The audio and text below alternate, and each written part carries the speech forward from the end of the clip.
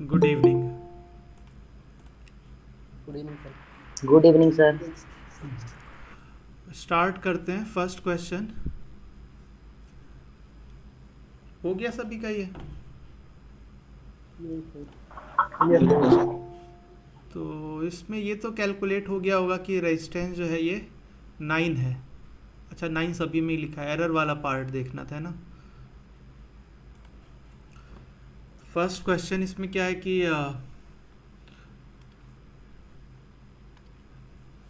क्या लिखा जा रहा होगा, x divided by x unknown resistance, उधर की डिस्टेंस ये 36 और दूसरी ओर ये नोन रेजिस्टेंस 16 और उधर बचा हुआ 100 में से 64। तो इससे x कैलकुलेट हो जाएगा 9 ओम।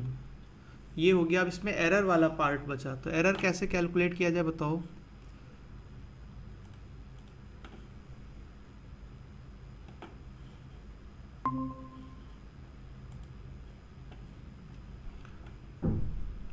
एरर कैसे कैलकुलेट होगा?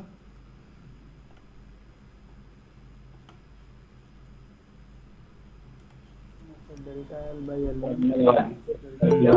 मतलब ये नॉन रेजिस्टेंस जो होता है रेजिस्टेंस बॉक्स वाला वो पता होता है और दोनों और जो लेंथ है ये मेज़र किया गया होता है। तो अगर हम लॉग लेके डिफ्रेंशिएट करके लिखते तो ये delta x by x, R में कोई एरर होती नहीं, delta L one by L one plus delta L two by L two होता। ठीक है, एरर एनालिसिस में इस तरह का पढ़ा होगा ये, बोलो। तो बस ये वैल्यूज़ पुट कर दो, एक्स कैलकुलेट किया ही हुआ है 9 ओम, तो ये आ जाएगा, है ना। तो delta x is equal to, ये 9 था और ये मिलीमीटर में है, सेंटीमीटर में बाकी डिस्टेंस है ना। लीस्ट काउंट 1 मिलीमीटर है तो वही एरर हो सकता है, तो 0.1 कर दिया। और इधर ये था 36 प्लस 0.1 और ये वाली वैल्यू थी 64, तो 0.1 हो गया ये 0.9 या फिर 9/10 जैसा लिख देते हैं। फिर ये एलसीएम हो गया, दोनों ऐड होके 100 हो जाएगा। 9 से ये डिवाइड हो गया 4 टाइम्स, एक ये ज़ीरो कैंसिल हो गया। फिर इसको 2 से और डिवाइड कर देते हैं, तो 5/128।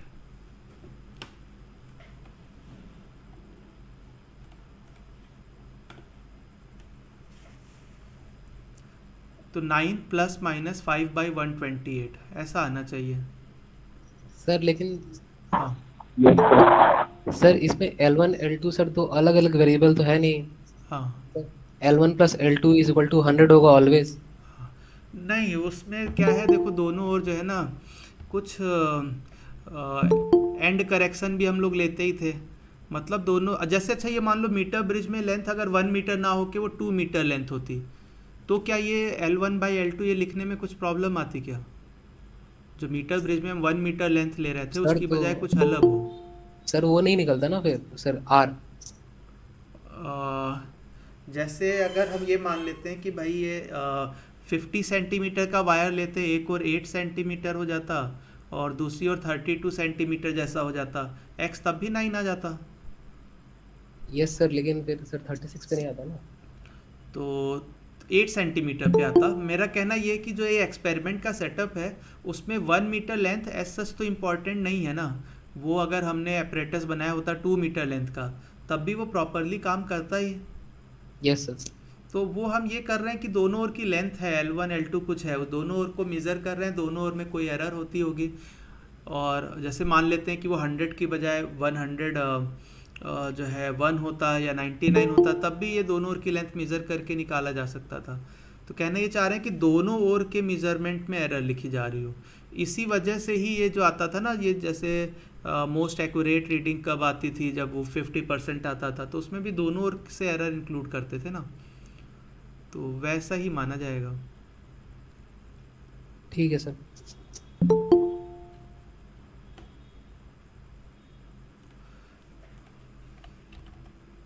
Second question, compound microscope. Sir हो गया। बता दीजिए। तो इसके लिए फार्मूला मालूम है क्या होता है इसके लिए मैग्नीफाइंग पावर का?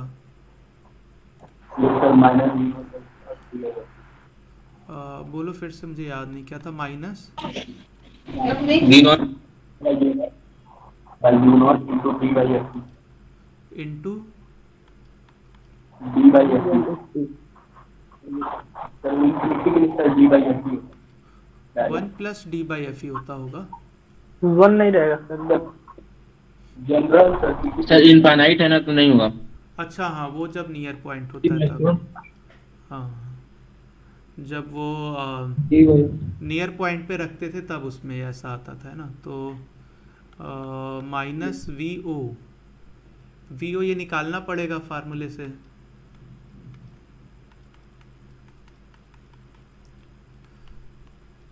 ऑब्जेक्ट कहाँ पर रखा गया है ये?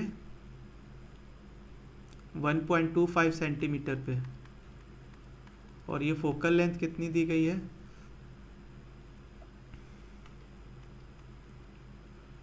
1.2।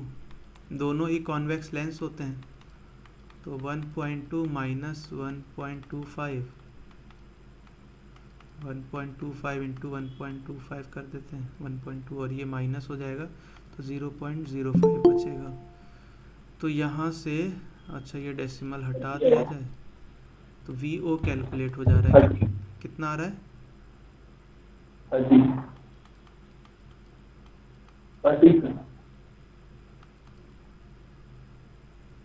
30 आ रहा है ये, है ना? बाकी सारी वैल्यूज़ है, पुट करके देख लो कितना आ रहा है। तो ये हो गया 30, और ऑब्जेक्ट जो था वो कहाँ पर था? 1.25 पे। फिर डी है 25 सेंटीमीटर, और ये फोकल लेंथ एफ ई 3 दिया हुआ था शायद ना? हाँ 3।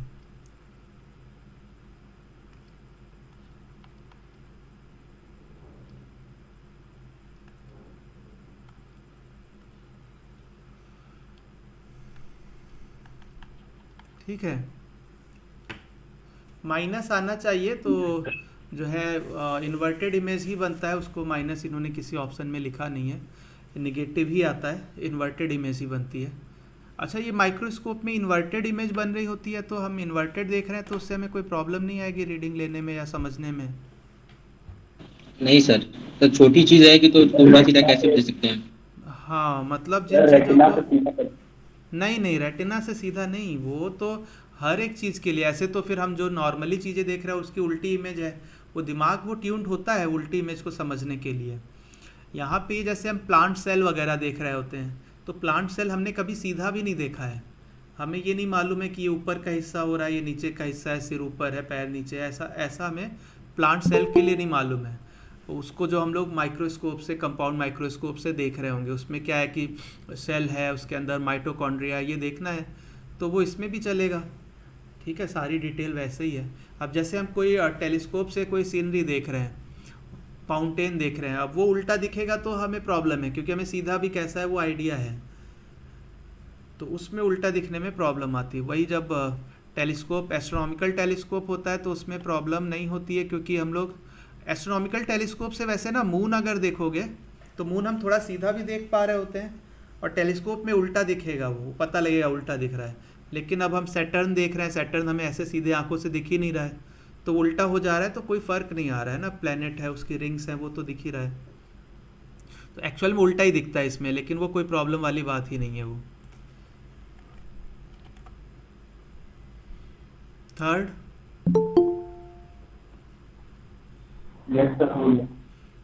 तो इसमें क्या है, इसमें एटॉमिक मास नंबर ये दिया हुआ है और गामा एमिट किया, तो गामा के लिए इसमें एनर्जी दी हुई है, तो उससे उसका लीनियर मोमेंटम आ जाएगा, और कंजर्वेशन ऑफ लीनियर मोमेंटम से जितना लीनियर मोमेंटम ये गामा का होगा उतना ही रिकॉइल वाला इस पार्टिकल का, न्यूक्लियस का होगा, तो न्यूक्लियस का लीनियर मोमेंटम पता लग जाएगा। तो इसके लिए फिर काइनेटिक एनर्जी लिखी जाएगी p²/2me, या m जो भी न्यूक्लियस। सॉल्व हो जाएगा ना ये? किसी को डाउट हो तो बताओ, फिर करते हैं सॉल्व। हो जाएगा, अगला देखते हैं।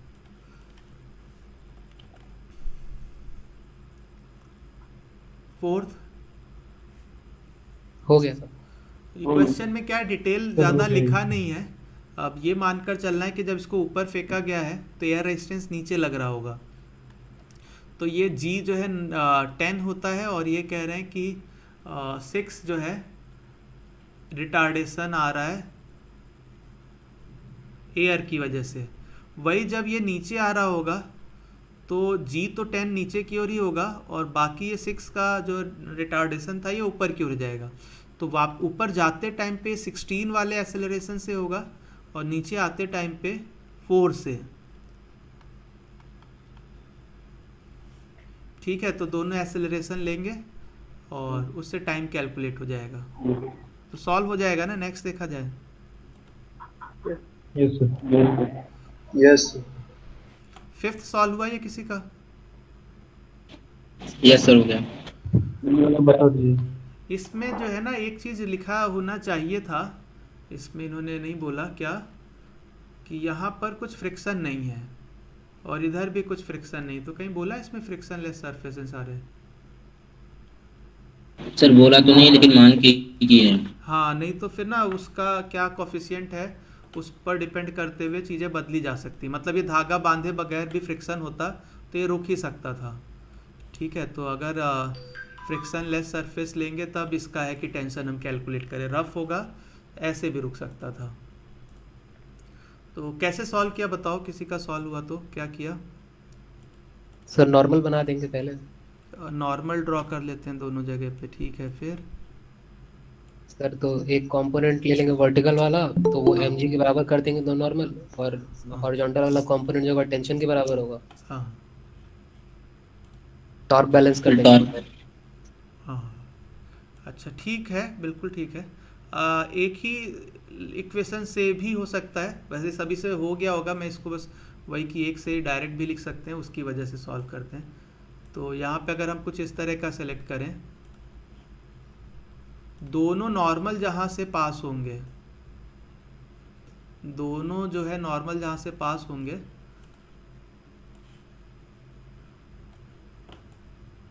उस पॉइंट के अबाउट अगर टॉर्क 0 लिखें, दोनों सरफेस पे नॉर्मल बनाया जाए और वो दोनों जहाँ से पास हो रहे होंगे उसके अबाउट अगर टॉर्क लिखा जाए। जैसे सपोज एक यहाँ पर मैंने कोई पॉइंट लिया, पॉइंट पी मान लेते हैं, तो इस पे जो फोर्सेस होंगे इसमें कौन कौन से फोर्स होंगे? दोनों जगह पर नॉर्मल रिएक्शन तो होगा ही जो वहीं से पास हो रहा होगा, और क्या फोर्स होगा? एक टेंशन और एक वेट। तो ये नॉर्मल रिएक्शन N1 मान लिया, ये दूसरा नॉर्मल रिएक्शन N2 मान लिया, और एक ये टेंशन हो गया और इसका वेट लग रहा होगा। इस पॉइंट के अबाउट देखो तो टॉर्क 0 अगर लिखा जाए तो N1 N2 दोनों इक्वेशन में नहीं आएगा, दोनों का टॉर्क उसके अबाउट 0 ही है। बोलो। Yes sir. तो इस एक लाइन से जो है ना आसानी से टेंशन कैलकुलेट हो जाएगा। थोड़ी सी मेहनत करनी पड़ेगी वैल्यूज़ निकालने में। तो ये सेंटर ऑफ मास है वो मिड में होगा, तो इधर की लेंथ ये L/2 होगी और फिर वो थीटा है, इधर की ओर थीटा है। तो जो P पॉइंट से परपेंडिकुलर डिस्टेंस लिखना होगा वेट लिखने के लिए, वो परपेंडिकुलर डिस्टेंस ये वाली वैल्यू कितनी होगी? L/2 sine theta. बोलो। यस सर, वाइड से लिखिए सर। इस वाले ट्रायंगल में इधर ये L/2, ये वाला थीटा, तो ये L/2 साइन थीटा। ठीक है, यस सर।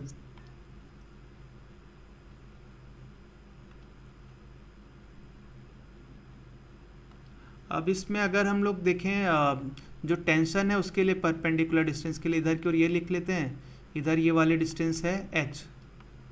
अब ये h है, इधर थीटा, तो ये पूरी डिस्टेंस जो होगी, इधर की डिस्टेंस h, ये पूरी डिस्टेंस जो होगी वो h tan थीटा होगी। ये वाली डिस्टेंस h tan थीटा। फिर ये थीटा था, इधर 90 माइनस थीटा, ये वाला एंगल थीटा है, तो ये फिर से h tan थीटा का भी tan थीटा होगा। तो इसमें अगर हम लिखें टेंशन का जो होगा परपेंडिकुलर डिस्टेंस वो h plus H ten square theta होगा टेंशन से टॉर्क। टेंशन का टॉर्क जो है क्लॉकवाइज है, वेट mg का टॉर्क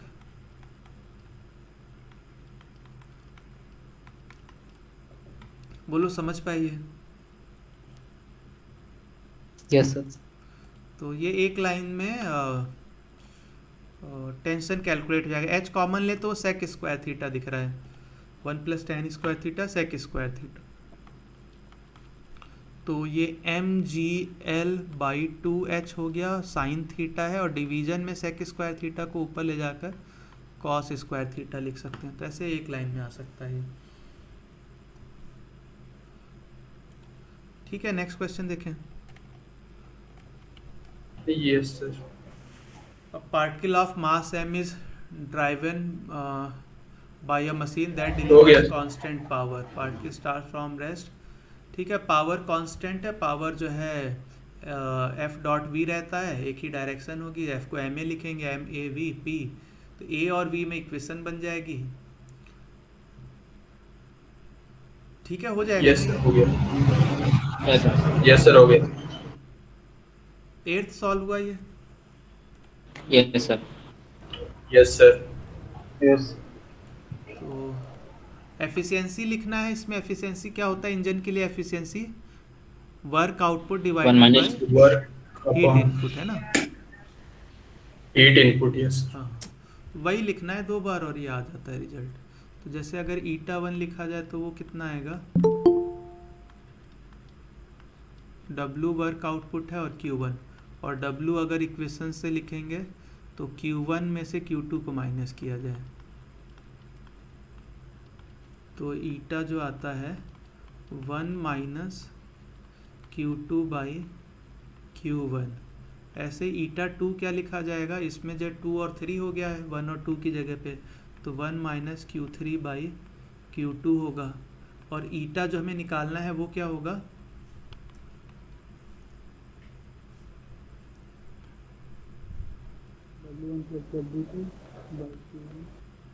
ये होगा, बताओ। Yes sir. तो अगर इसको समझने में दिक्कत हो रही है तो देखो क्या कहना चाहते हैं इसमें। इसमें हीट जो इनपुट है वो यहाँ से है और वर्क ये दोनों मिलाकर हो रहा है। ठीक है, ये जो हीट यहाँ से Q2 निकली थी वही Q2 इधर चली गई। तो अगर कहा जाए तो Q1 हीट आ रही है, उसमें से Q3 वेस्ट हो जा रही है। तो वर्क कितना हो रहा है? Q1 हीट आ रही है, उसमें से Q3 वेस्ट हो जा रही है। जो डिफरेंस है वो वर्क आउटपुट है, जो कि W1 प्लस W2 होगा, और हीट इनपुट जो है Q1 है। तो 1 से माइनस कर दिया जाए तो Q3 बाई Q1 हो गया। अब ये इक्वेशंस को सॉल्व करने में देखो क्या है, जो पहला हमने लिखा हुआ है इसको अगर हम लोग ऐसा लिखें कि Q2 बाई Q1 निकालें यहाँ से, तो 1 माइनस ईटा 1 है। सेकंड वाले में इसी तरह से Q3 बाई Q2 निकालें तो ये 1 माइनस ईटा 2 है। इसी तरह से यहाँ से Q3 बाई Q1 निकालें तो ये 1 माइनस ईटा है। तो इसमें दिख रहा होगा कि ये दो को जो अगर हम मल्टीप्लाई कर लेते हैं, ये पहला कह लो और ये दूसरा, तो ये थर्ड वाला रिजल्ट आ जाएगा। बोलो। यस Yes, ठीक sir. है, और आगे थोड़ा सा रीअरेंज करके थर्ड आ जाएगा। अगला देखते हैं ना, सभी का हो ही गया ये।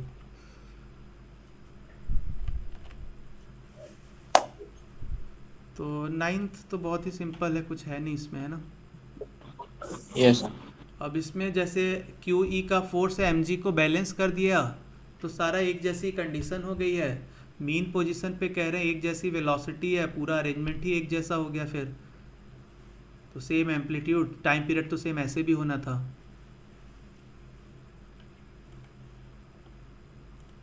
ठीक है, अगला देखा जाए ना। Yes sir. Yes, sir. A particle m attached to a string. Describe horizontal circle of radius r coefficient of friction, तो इसमें म्यू एन जी का फोर्स लगता रहेगा, जिससे कि म्यू जी का रिटार्डेशन रहेगा हमेशा अपोजिट डायरेक्शन में वेलोसिटी के, तो हमेशा ही उससे स्पीड इसकी कम होती जा रही होगी। ठीक है, चाहे तो वर्क एनर्जी थ्योरम से लिख लो तब भी। तो फ्रिक्शन जो होगा वो कितना होगा, म्यू एम जी होगा, और डिस्टेंस 2 पाई आर, ये वर्क डन बाय फ्रिक्शन होगा, निगेटिव में होगा। Change in kinetic energy half M बाद वाली स्पीड माइनस हाफ एम और ये पहले वाली स्पीड, म्यू यहाँ से सॉल्व हो जाएगा। सॉल्व कर लोगे ये बताओ? Yes sir. Yes sir. 11th sir बता दीजिए। तो 11th वाले में देखो क्या है कि ये एंगुलर एसएचएम है। तो एंगुलर एसएचएम में क्या होता है, angular velocity, angular frequency in general क्या है कि हमने दोनों के लिए सिंबल ओमेगा दे रखा है, तो जो समझने में दिक्कत होती है, थोड़ा उसको ध्यान देंगे, बाकी कुछ है नहीं।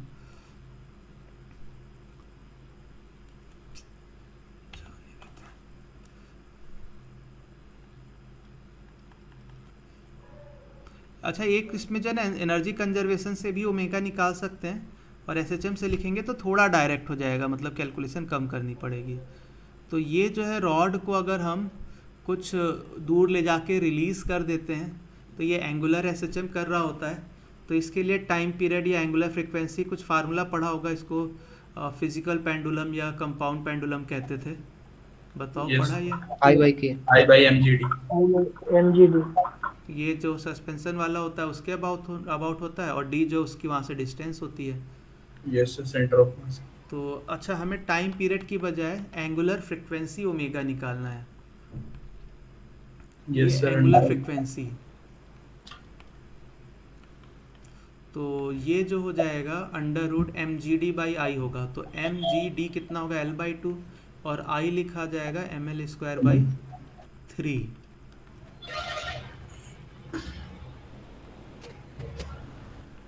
बोलो। ये Yes समझ आया? अब ये जब यहाँ पहुँचेगा तो इसके लिए एंगुलर वेलोसिटी होगी, ओमेगा डैश कह देते हैं, ये एंगुलर वेलोसिटी है। दोनों वर्ड यूज़ हो रहे हैं यहाँ पे, एंगुलर वेलोसिटी भी आ रहा है, एंगुलर फ्रीक्वेंसी भी, तो उसमें कंफ्यूज नहीं होना है। एंगुलर वेलोसिटी, जैसे लीनियर एसएचएम जब होता था, कोई पार्टिकल ऐसा लीनियर एसएचएम करता है, उसके लिए अगर एम्पलीट्यूड ए होता है तो मीन पोजीशन पे उसकी स्पीड मैक्सिमम होती थी। वो क्या, कितनी मैक्सिमम स्पीड होती है बताओ? ये हमें ए ओमेगा है। A ओमेगा है। बिल्कुल उसी तरह से जो ये एंगुलर एसएचएम होता है उसमें एंगुलर स्पीड होती है, और उसकी मैक्सिमम वैल्यू क्या होगी, ए की बजाय जो है एंगुलर एसएचएम का एम्पलीट्यूड होगा, alpha omega. और फिर ये ओमेगा तो एंगुलर फ्रीक्वेंसी होगा। तो एंगुलर फ्रीक्वेंसी तो यहाँ पर हमने ये निकाला हुआ है, और ये एंगुलर एसएचएम के लिए एम्पलीट्यूड दिया हुआ है अल्फ़ा के बराबर। तो मैक्सिमम एंगुलर वेलोसिटी जो होगी वो अल्फ़ा इंटू ये वाला ओमेगा जो कि है under root 3g by 2l, इसके बराबर होगा। बोलो। Yes sir.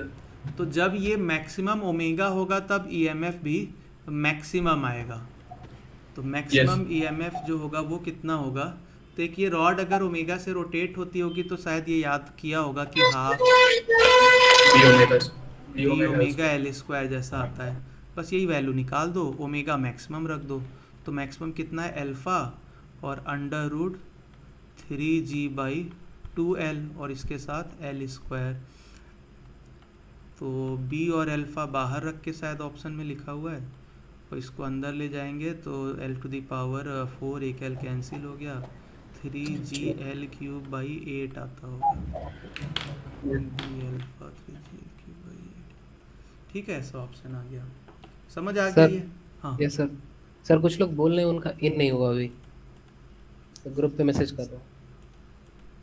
अच्छा, अभी पूछो, अभी फिर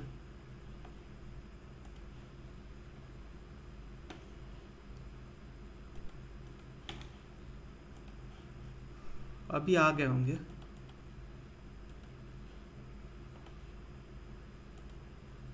ठीक है, एक बार फिर पूछ लेना।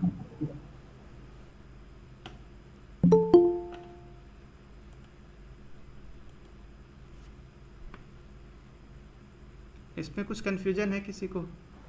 No sir. No sir.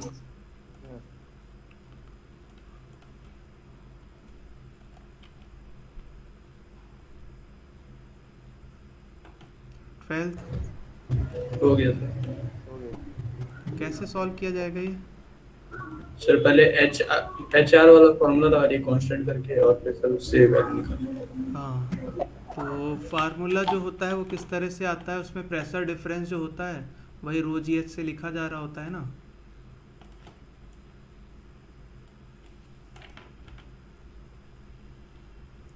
उसी से ही फार्मूला बना होता है।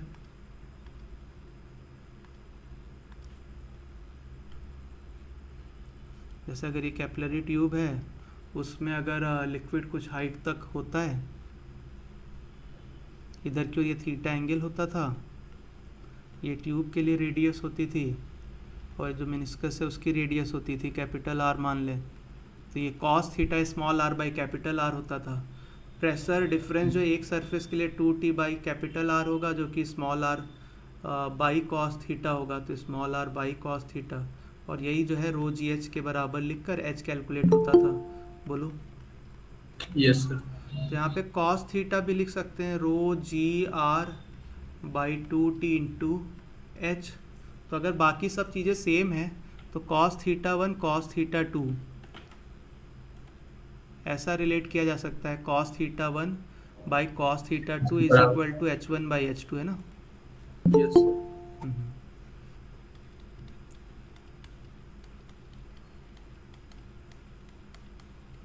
तो एक हाइट हमें दी हुई है 6 सेंटीमीटर, और तब जो है ये 60 डिग्री है, फिर कह रहे हैं 4 सेंटीमीटर पे क्या हाइट होगी, नहीं हाइट तो दिया हुआ, एंगल पूछा है ना, हाँ वो थीटा एंगल आ जाएगा।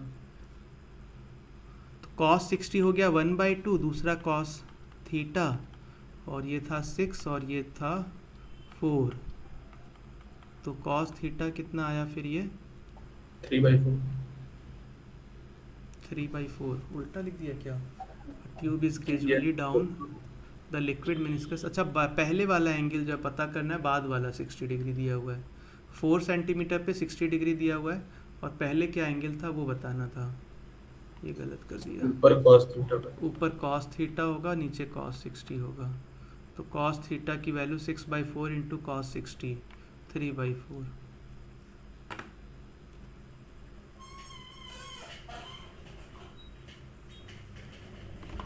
थीटा cos इनवर्स 3/4 आ जाएगा।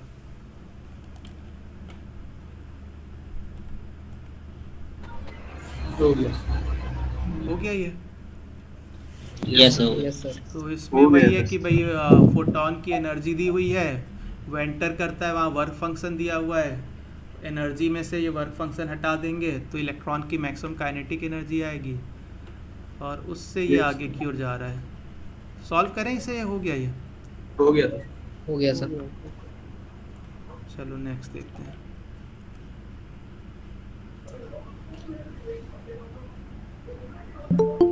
ये हो गया। Yes sir. यस हो गया। इसमें क्या फार्मूला होता है, सर सर इसे बता दीजिए। कौन सा? K/T-DC। हाँ, सर तो बता दीजिए। इसमें जो फेरोमैग्नेटिक मटेरियल होता है उसका टेम्परेचर बढ़ाया जाए तो एक टेम्परेचर से क्यू जो है ये आगे टेम्परेचर पे पैरामैग्नेटिक सा बिहेवियर करता है ना। वो टेम्परेचर अगर कुछ T0 मान लेते हैं तो उससे ऊपर टेम्परेचर अगर है तो फिर वो पैरामैग्नेटिक की बजाय फेरोमैग्नेटिक था, तो क्या था, मैग्नेटिक ससेप्टिबिलिटी लिखते थे, तो कुछ एक कांस्टेंट होता था, क्यूरी कांस्टेंट, और फिर ये T-T0 ऐसा ही होता था। तो यस सर। तो ये वैल्यू दी हुई है दोनों बार, मैग्नेटिक ससेप्टिबिलिटी जो है एक बार 10 है, तो ये है कि कुछ कांस्टेंट जो है क्यूरी कांस्टेंट वो निकालना है, और T कितना बोला गया है 720 माइनस T0, तो अगला जो है ये 20 है, तब जो है ये K डिवाइडेड बाई जैसे टेम्परेचर ज़्यादा होगा मैग्नेटिक सर वो ससेप्टिबिलिटी रेसिप्रोकल उल्टा लिखा हुआ है ना। रेसिप्रोकल है ना सर। अच्छा 1/10 और 1/20, यस। तो तो 1/10 और फिर ये हाँ 1/20, जैसे जैसे ही टेम्परेचर बढ़ता है कम हो रहा होता है। तो बस ठीक है, इसमें ये आ गया 720 minus T nought is equal to 10K, और दूसरा कितना हो जाएगा, ये लिखा नहीं, 1160 माइनस टी नॉट। तो 1160 माइनस टी नॉट की वैल्यू 20K। इसको सब्सट्रैक्ट कर दिया जाए एक से दूसरे को, तो ये 10K हो जाएगा। इसका डिफरेंस इधर कितना आएगा, 044। तो ये कांस्टेंट जो था, क्यूरी कांस्टेंट 44 आ रहा है।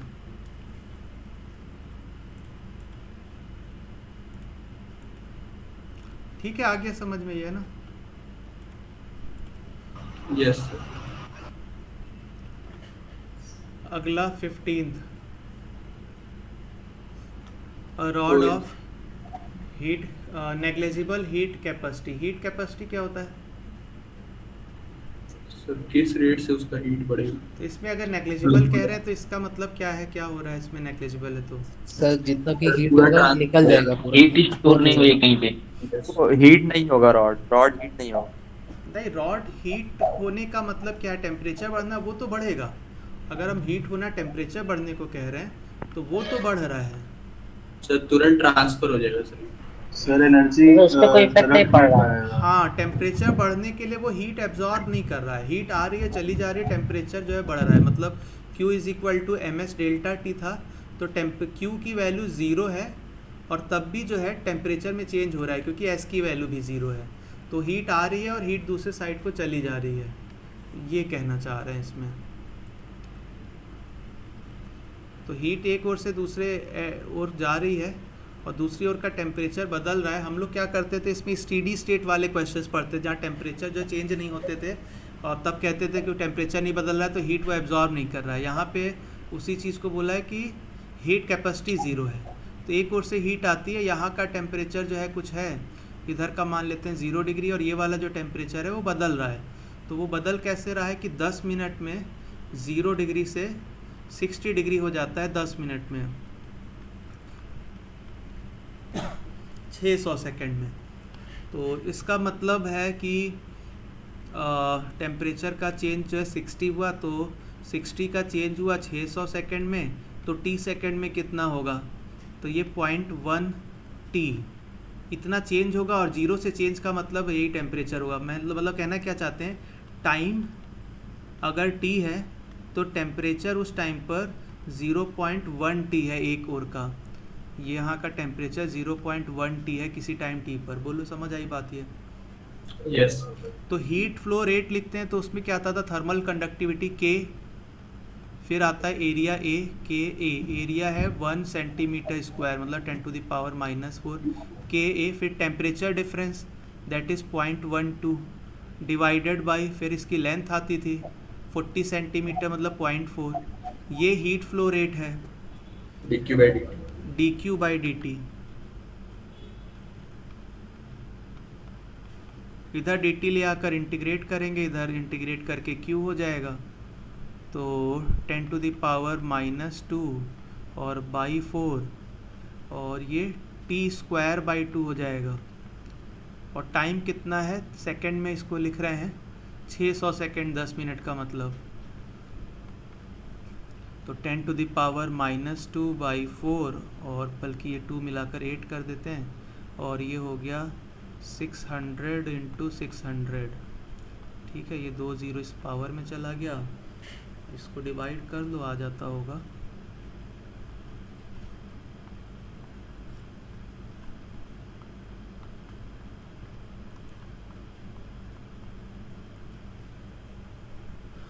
$450 जूल आंसर आ गया।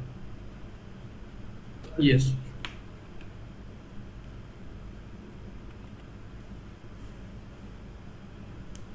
16 सॉल्व हो गया। Yes sir.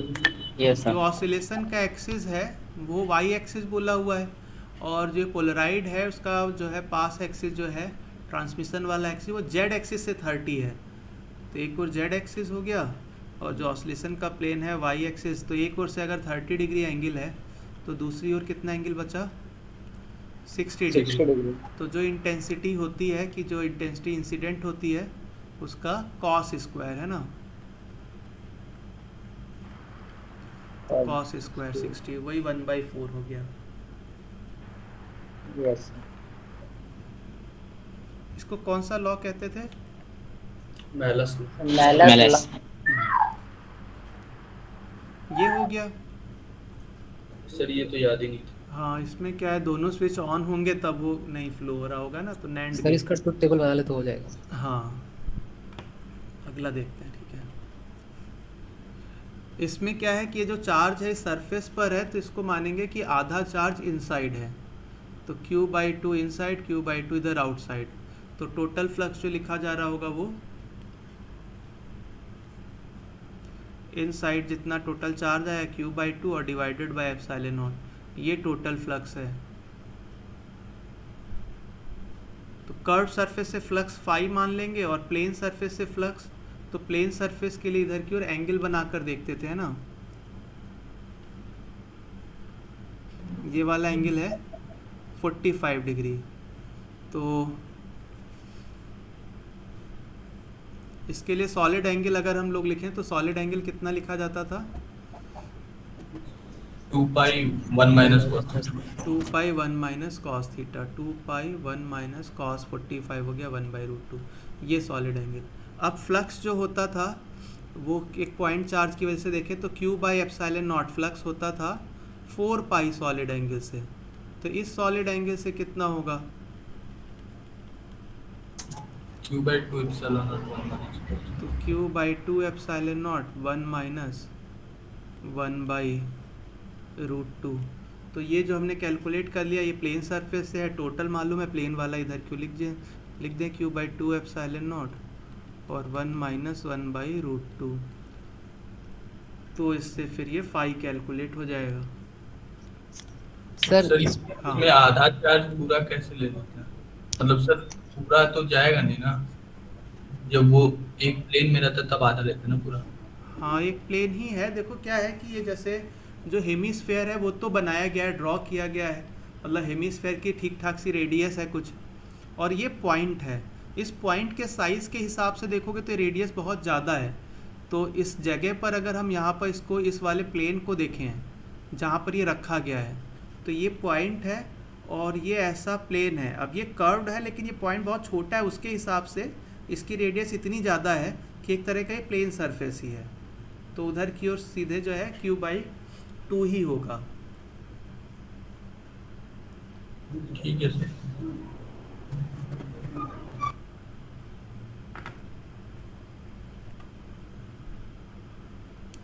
नाइनटीन्थ, हो गया। तो इसमें वेलोसिटी किस तरह की आती है? इनवर्सली वो तो कांस्टेंट हो जाता है। हाँ, उसको r से कोई फ़र्क नहीं पड़ता है। और टाइम पीरियड 2πr/v जैसा लिखेंगे। मतलब इसमें जो होता है क्या कहा जाए कि सेंट्रिपिटल फोर्स जो लगेगा लीनियरली इनवर्सली mv²/r। तो ये कितना आता है? कैपिटल G आता था, लैम्डा आता था, आर और कोई टर्म और कितना आता है? 2 भी आता है ना, 2 टाइम्स। 2g lambda. हाँ, 2g λ/r। ये होता था फील्ड और मास से मल्टीप्लाई किया तो ये हो गया फोर्स। मतलब ये ग्रेविटेशनल फील्ड इनटू मास, एक तरह से mg लिखा हुआ है, वही सेंट्रिपिटल फोर्स है mv²/r। तो इसमें देखो तो v जो है वो r से इंडिपेंडेंट है किसी भी ऑर्बिट में, मतलब सेम स्पीड ही रहेगी। और कितनी स्पीड आ रही? Same √2g λ। Yes sir. तो टाइम पीरियड लिखा जाए तो सरकमफेरेंस डिवाइडेड बाय स्पीड, और सरकमफेरेंस में r है, स्पीड में तो है नहीं, इसका मतलब है time period proportional to r।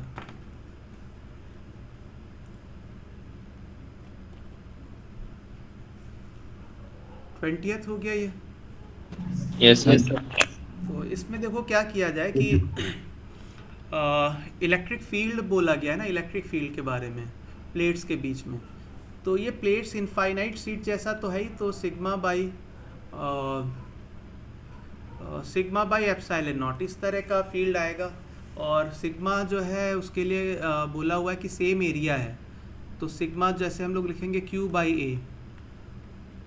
तो अब Q किस पे ज़्यादा हो वो देखना है। तो जैसे इसमें बोला जा रहा है कि C2 और C3 ये दोनों सेम कैपेसिटेंस है और C1 इससे कम है, ठीक है, ये C1 इससे कम है और C1 C2 दोनों जो है सीरीज़ में है। तो C1 C2 अगर दोनों सीरीज़ में हैं तो इक्विवेलेंट जो है इनमें से जो कम है उससे भी कम आएगा।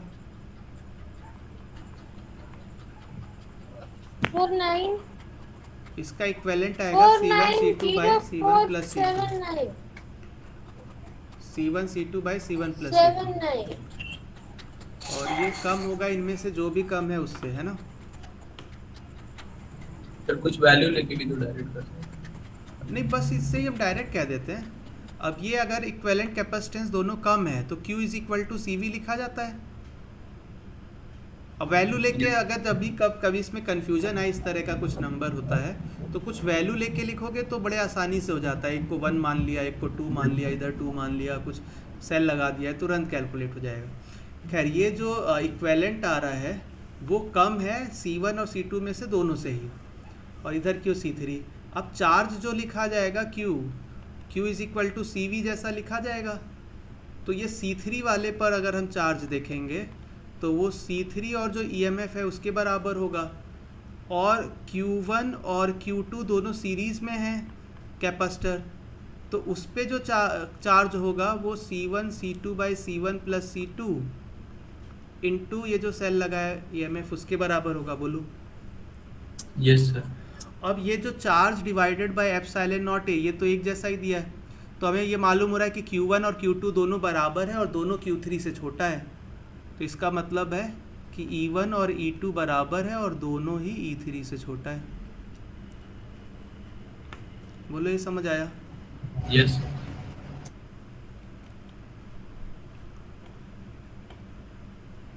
ये सॉल्व हुआ 21st।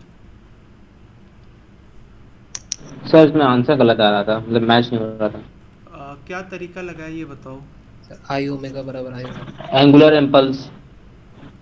एंगुलर इम्पल्स और डिटेल बताओ थोड़ा। सर सेंटर के अबाउट एंगुलर इम्पल्स के इक्वेशन से। तो अच्छा, इक्वेशन बताओ। बड़े वाले के लिए लिखेंगे पहले, हाँ तो पहले फ्रिक्शन लगेगा, हाँ दोनों पे लगेगा, तो बस वहीं से F.2R और वो चेंज। अच्छा, न्यूटन्स थर्ड लॉ से फोर्स तो दोनों पे बराबर आएगा, जो कि फोर्स है फ्रिक्शन का। सर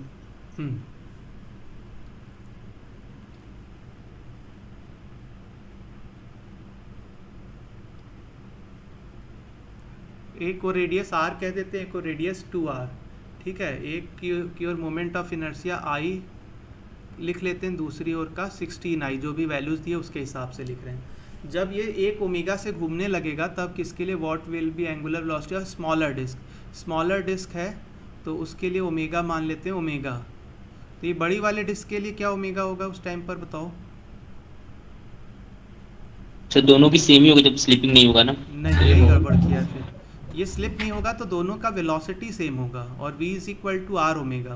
तो एक जगह 2r है और एक जगह जो है रेडियस r है। तो ये जो बड़ा डिस्क है उसके लिए ओमेगा जो है वो ओमेगा बाई 2 होगा। बोलो। Yes sir. Yes sir.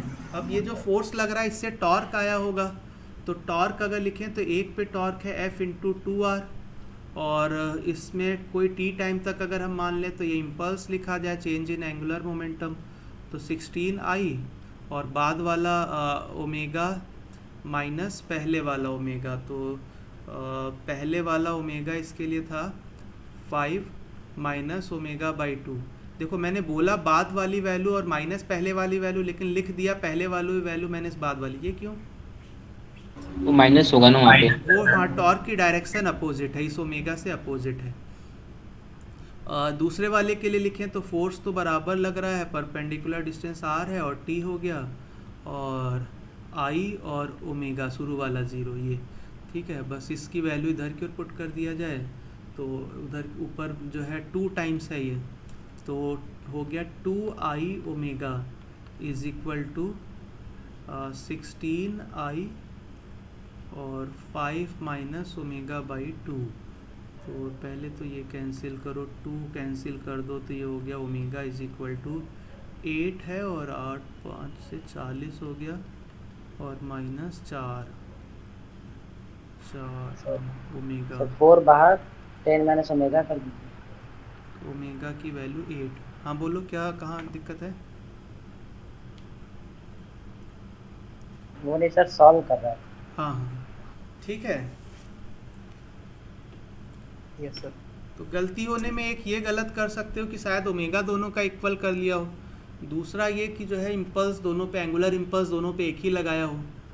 तो एंगुलर इम्पल्स में भी एक पर जो है उसमें भी रेडियस का रोल है ना, दूसरे में भी वो रेडियस का डिफरेंस है, और ओमेगा के लिए भी ओमेगा में डिफरेंस है, रेडियस का रोल है। ठीक है, अगला देखा जाए। Yes sir. सॉल्व हो गया ये। Yes sir. तो ये भी कुछ है नहीं इसमें, तो ये बल्कि ज़्यादा आसान है। ये पूरा कोण कंप्लीट जैसा मान लेते हैं।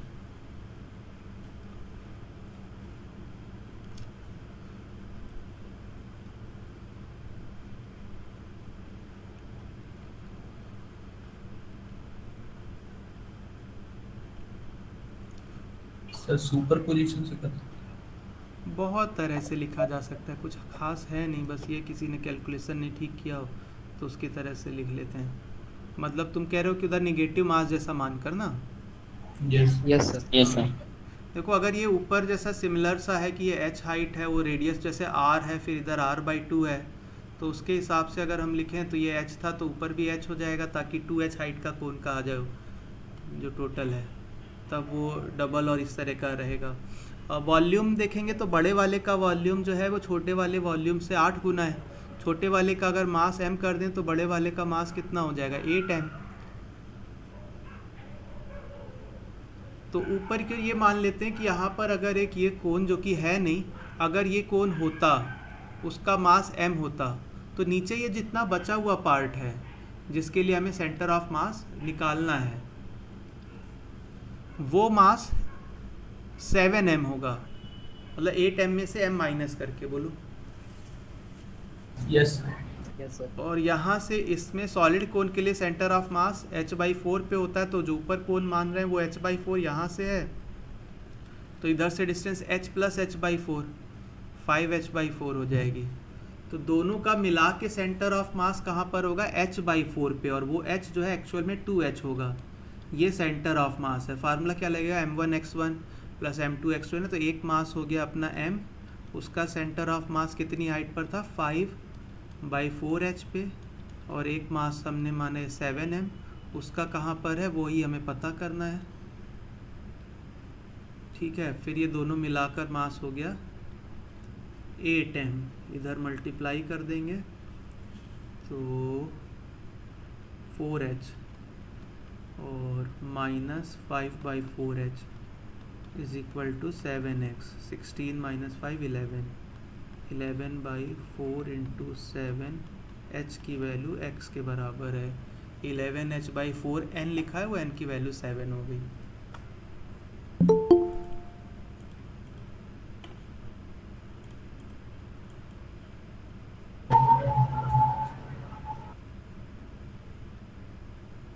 ठीक है, सॉल्व हो ही गया था सबका। तो ये जो है इसमें कह रहे हैं कि फाइंड, मतलब बैटरी से करंट मिनिमम हो, इसका मतलब है कि रेजिस्टेंस मैक्सिमम चाहिए। तो Yes, ये sir. बैटरी है, यहाँ से करंट अगर मैंने इस स्विच को क्लोज कर दिया तो रेजिस्टेंस तो सिर्फ 1 ओम ही रह जाएगा इधर से मिलाकर, तो रेजिस्टेंस में ज़्यादा रखना है ताकि करंट कम हो। तो ये जो S1 होगा वो S1 जो है ओपन चाहिए हमें। फिर इसके बाद अगर देखें तो ये जो आगे जा रहा है यहाँ से, तो ये वाले रेजिस्टेंस से अगर इसको क्लोज कर दिया तो शॉर्ट सर्किटेड हो जाएगा, तो रेजिस्टेंस कम हो जाएगा। तो हमें रेजिस्टेंस ज़्यादा चाहिए तो S2 भी ओपन चाहिए। फिर S3 भी ओपन ही चाहिए, है ना, तो सर्किट में रेजिस्टेंस मैक्सिमम होगा। ठीक है। सर S3 का लगे। हम्म। तो अब ये देखा जाए तो ये 1 और 1 पैरेलल में 0.5 हो गया, 6 और 3 सीरीज में है तो 9 हो गया, और ये 9 इधर से पैरेलल में, तो ये मिलाकर 4.5 हो गया। तो 0.5 4.5 इधर 6 और ये 1, तो सब मिलाकर देखो 1 + 6 7 प्लस 4.5 प्लस 0.5 मतलब 12। तो करंट जो सेल से निकलेगी वो 24/12 यानी 2 एम्पियर करंट निकलेगी। फिर ये 2 एम्पियर करंट इधर की ओर जा रही है, और ए और बी अगर के बीच में मिलाकर रेजिस्टेंस देखें तो ये कितना है 0.5 का, तो 2 एम्पियर करंट और 0.5 रेजिस्टेंस, तो पोटेंशियल डिफरेंस कितना आया 1 वोल्ट का, वही पूछा गया था, है ना। ठीक है, सिंपल है, किसी भी तरह से लिखा होगा, कुछ खास है नहीं इसमें करने को। 24 सॉल्व हो गया सभी का ये। यस। तो इसमें इन्होंने बोला हुआ है the ratio of magnetic moment to angular momentum. तो magnetic moment to angular momentum तो ऐसा Q/2m आता था, तो क्या वही रिजल्ट है यहाँ पे? सर यूनिफॉर्मली डिस्ट्रीब्यूटेड करके यूज कर। हाँ, वो मास का डिस्ट्रीब्यूशन और चार्ज का डिस्ट्रीब्यूशन एक जैसा हो तब, तो यहाँ पर वैसा है नहीं, तो हम लोग क्या करें कि इस वाले फार्मूले को यूज़ करके L कैलकुलेट करें। ठीक है, 2 particles each of mass m, charge Q are attached the ends of an insulating rod of mass 2m, length b। तो b लेंथ की एक ये रॉड है और इस पे चार्ज जो है Q है, और axis passing through centre, centre के अबाउट ओमेगा से इसको घुमाया जा रहा है। तो इसके लिए L निकालने के लिए हम ये वाला फार्मूला लिखें, तो M डिवाइडेड बाई L है ना, M magnetic moment yes. Divided by angular momentum लिखें I ओमेगा। तो I अगर ये पार्टिकल होते तो एक के लिए लिखा जा रहा होता, इसकी लेंथ b बताया हुआ है, b n लिखते तो एक ही बात ही, खैर। तो mb² बाई 4 एक के लिए और दूसरे के लिए भी I ओमेगा, और ये हो जाता Q जो कि 2Q हो गया, और डिवाइडेड बाय 2m, मास भी 2m हो गया, तो Q/2m ही बचाइए। ठीक है, तो m से m कैंसिल कर लिया ये, तो मैग्नेटिक मोमेंट कितना कैलकुलेट हुआ ये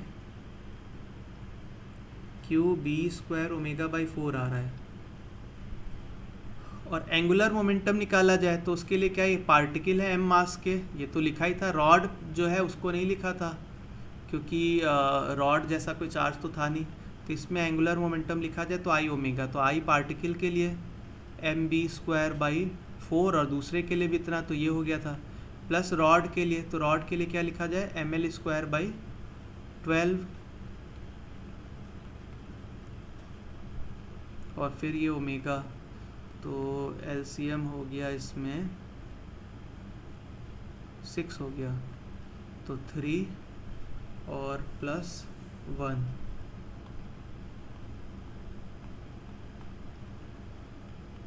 तो हो गया 2/3 mb² ओमेगा।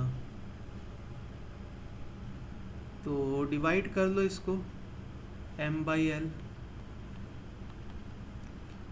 ठीक है, b² ओमेगा कैंसिल हो जाता है, और ये 3/8 हो जाएगा, Q/m हो जाएगा, 3 लिखा था, ईटा हो गया 8, है ना। यस।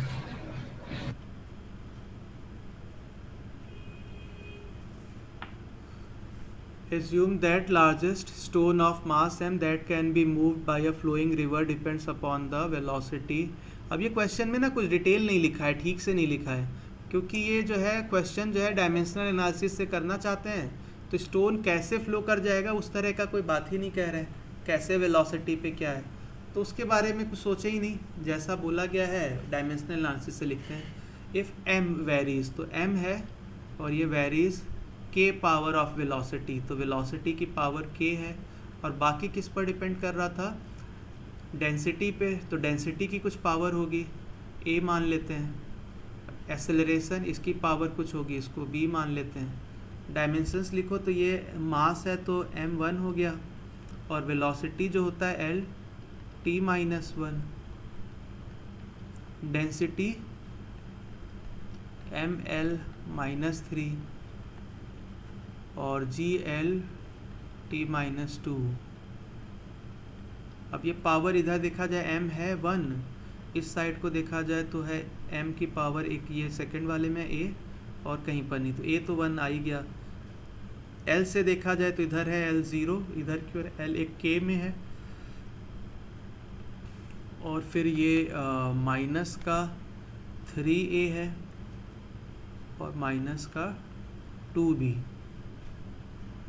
और t में देखा जाए तो फिर ये 0 है, इधर की ओर t है माइनस का k और माइनस का 2b।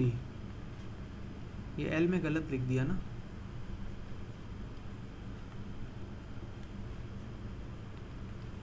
इस वाले में अगर लेंथ के लिए देखेंगे तो b है, वो प्लस b है ना। तो ये तो एक इक्वेशन में a सॉल्व ही गया हो गया, इसमें a की वैल्यू रख के देखें तो हो गया k प्लस b की वैल्यू 3, और इसमें अगर देखा जाए तो k प्लस 2b की वैल्यू 0। इसको सब्सट्रैक्ट करके देखें या फिर इसको 2 से मल्टीप्लाई करके फिर B सब्सट्रैक्ट करके देख लो, तो k की वैल्यू 3 आ रही है। बी की वैल्यू क्या आ रही है? तो माइनस बी की वैल्यू आएगी 6 ना, आ रही है। के कैंसिल हो गया। हमने डबल करके माइनस कर रहे थे तो 2b से 2b कैंसिल होता, ये 3 6 हो गया था, 6 माइनस 0 6 होता। ओके कैसे भी सॉल्व कर लो, कुछ है नहीं। तो k की वैल्यू 6 हो गई, यही आंसर था, ये लास्ट क्वेश्चन था, है ना। इस टेस्ट में और कुछ डाउट है किसी को, कोई नहीं समझ आया तो बताओ। सर एक बार 18th वाला दिखा दीजिए। 18th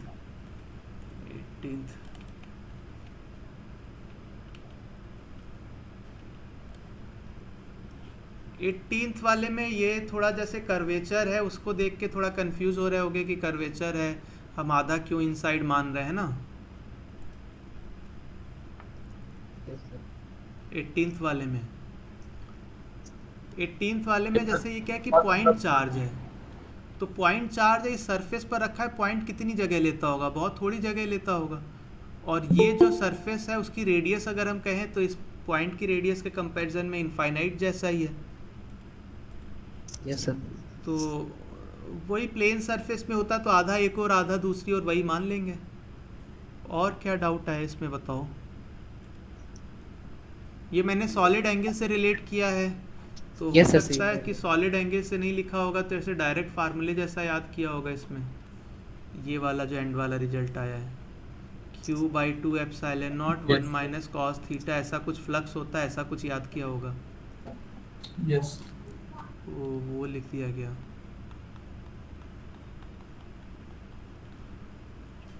और किसी क्वेश्चन में डाउट है? No sir. No sir. ठीक है, कंप्लीट हो गया ये ना।